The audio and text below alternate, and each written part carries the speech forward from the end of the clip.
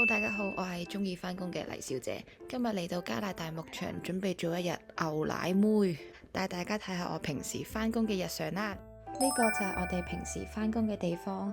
一陣呢，我哋就會喺後面開閘，放啲牛牛出嚟。呢度大概有200隻牛牛。咁喺未嚟到之前呢，我一直以為呢擠牛奶呢係要用人手嘅，所以應該會用好多嘅時間。點知我嚟到之後呢，發現原來呢度已經係機械化咗噶啦，大概呢10分鐘就會完成一隻牛。而一排有6部機，計埋左右兩邊嘅話呢，我哋一次過可以擠12隻牛牛。咁所以你會見到我哋只需要4個員工就可以完成咗今日嘅工作啦。準備好就跟我一齊嚟返工啦，做一日牛奶妹。Let's go！ 而家嚟到呢個農場，同大家一齊體驗擠牛奶同埋牧牛一日。我而家後面已經有100隻牛牛等緊我，第一日返嚟。3、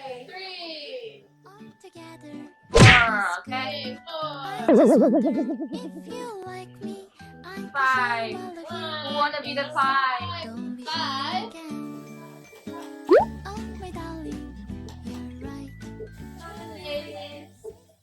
擠牛奶呢個步驟呢，係每日嘅日常嚟嘅，咁一日呢會進行2次，咁所以呢班牛牛都好守秩序，一個跟一個咁樣去排隊。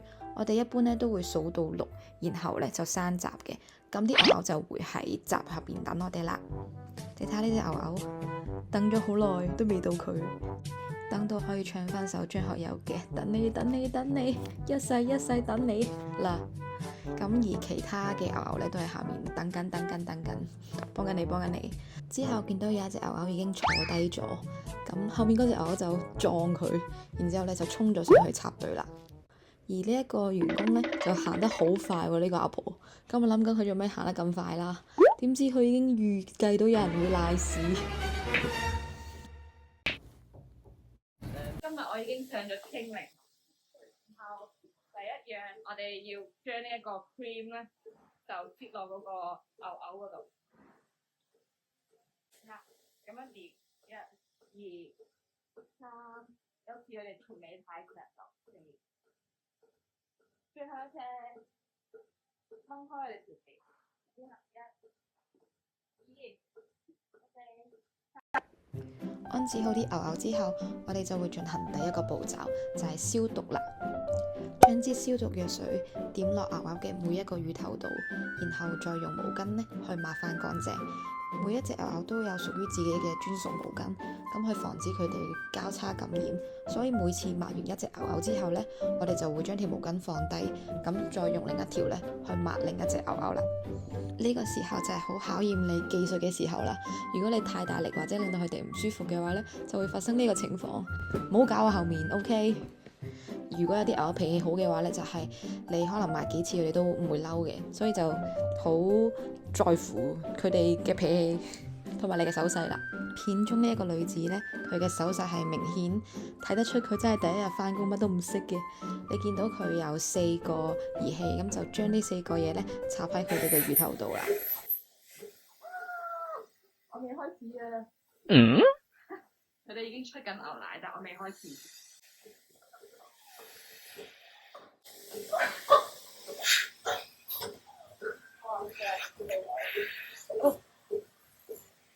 跟住第2隻牛。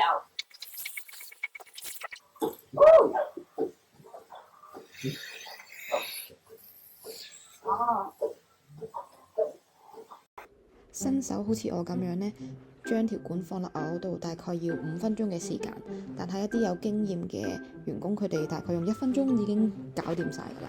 咁經過千辛萬苦之後，我終於完成咗呢個步驟啦，非常之開心。佢哋出牛奶啦，可能3至5分鐘啦，你隻牛牛都唔記得佢出牛奶嘅時間。然之後咧，佢就會喺呢4個盤咧，擠啲牛奶出嚟，再經過呢咧收集咗個蛋。咁所以我哋而家佢有5分鐘，大概5分鐘嘅時間。Sophie wants some coffee? Coffee? Milk? Sugar? 喺呢段時間就係等待啦，其實係冇嘢做嘅，你可以好似我咁樣跳下開心舞或者行嚟行去。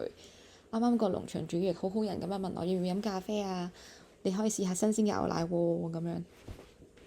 然後我哋就會進行最後一個步驟啦，非常之簡單，講你都唔信。最後嘅步驟，我哋就將一個牛牛個乳頭度，就完成今日嘅擠牛奶啦。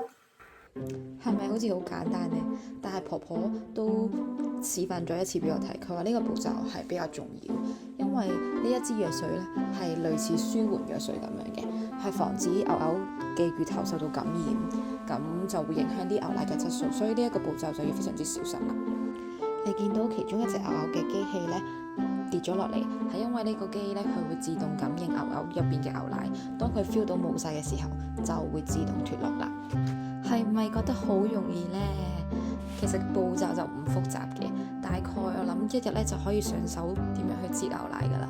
係咪好想應徵呢？呢個完成咧，我哋就點埋就開閘，咁佢哋就，然之後佢哋就可以翻屋企啦。Hello，一排。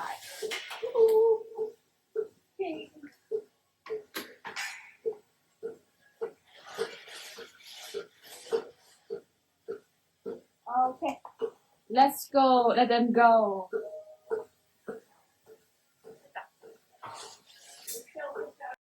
呢個畫面就係代表你好努力返工，而你個同事喺度揸流灘。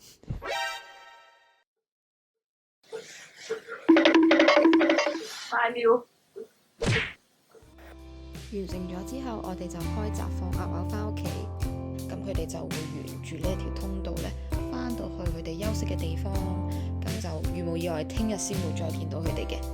而牛牛咧係一個非常之好奇嘅生物嚟嘅，當你企喺度望住佢哋嘅時候，佢哋會企返喺度望住你，直到你同佢雙眼對視1分鐘，佢哋都可以唔走嘅。